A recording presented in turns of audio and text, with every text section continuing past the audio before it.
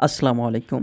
অমর একুশে বইমেলা ২০২৫ এর ৩য় দিন ঘুরে আসলাম বইমেলা থেকে। আমার সাথে গিয়েছিল আমার বন্ধু রাফি। ওকে ক্যামেরায় কথা বলতে বললাম কিন্তু ও কথা বলতে লজ্জা পাচ্ছিল। এবারের বইমেলাতে কি পরিবর্তন হয়েছে, আমার কি ভালো লেগেছে এবং কি ভালো লাগেনি, কি উল্লেখযোগ্য ঘটনা ঘটেছে সেগুলো নিয়েই আজকের ভিডিও। আপনারা ইতিমধ্যে অনেকেই দেখে ফেলেছেন এবারের বইমেলার স্টলগুলো খুবই সুন্দর করে সাজানো হয়েছে। পলাতক খুনি হাসিনার ছবি দিয়ে ডাস্টবিন তৈরি করা হয়েছে, যেটা নিয়ে আফসোস লীগের সমালোচনা থাকলেও ব্যাপারটাকে আমি খুবই এনজয় করেছি।